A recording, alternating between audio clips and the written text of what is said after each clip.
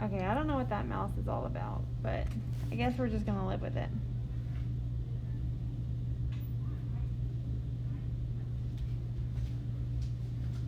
Okay. So, first thing we would need to do is move our constant to the other side, which makes 9.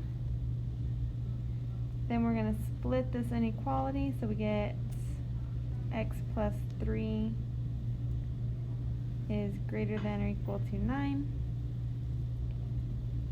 and x plus 3 is less than or equal to negative 9.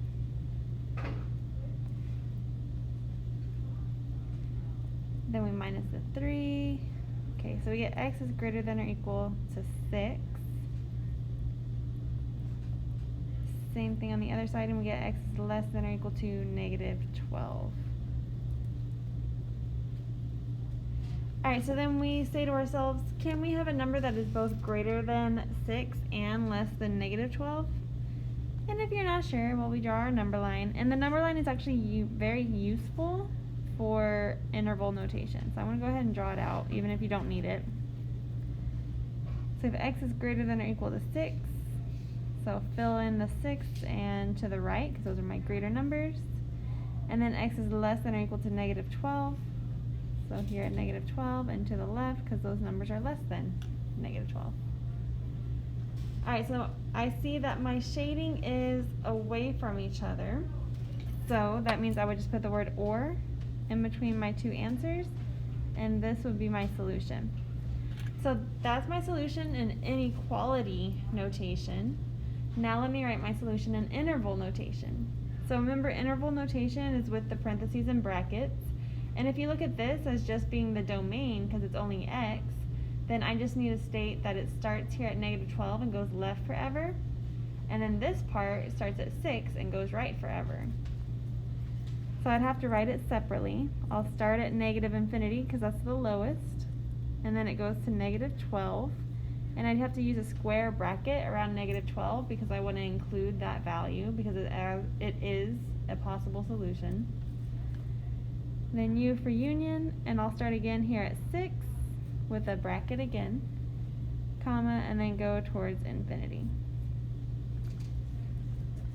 So that is saying the same thing that this graph is saying. That's why I really like using the graph before I write my interval notation, because then I can just basically copy it down and just state that this is going to negative infinity and this side is going to positive infinity.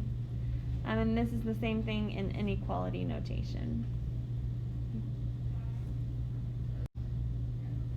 Okay, so here's our other one. There's something else on the absolute value, so I can go ahead and split it.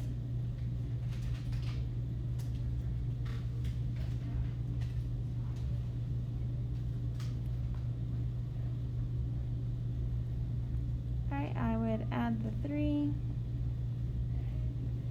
2x is less than or equal to 8, and divide by 2. X is less than or equal to 4.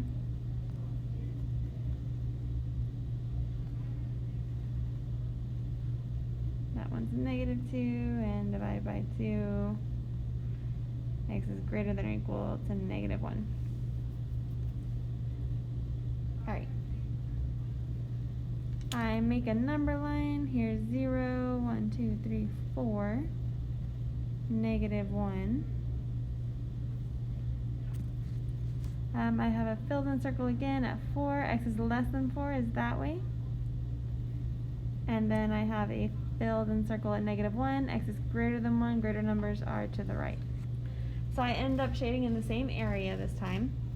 It doesn't really matter that, this blue line goes on forever because the yellow line has stopped, right? And the solution is when both things are true. So I only want to be in the area where it's both blue and yellow, and that's the area in between. So that means I need to write my inequality as a compound inequality. So to put it together, I put the smallest one first, which is negative 1, which is less than or equal to x, which is less than or equal to 4. So if I write it smallest to largest, my inequality symbols always face the same way.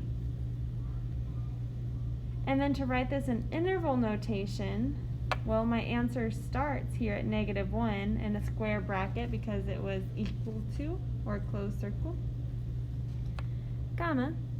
The farthest right it goes is to 4, and that's where it stops, so again, a closed bracket. If they were open circles, because I had just the less than or just the greater than symbol, then I would be using parentheses. So we have, whenever it is shaded together, you write it together as a compound inequality, and you can write it together as an interval notation.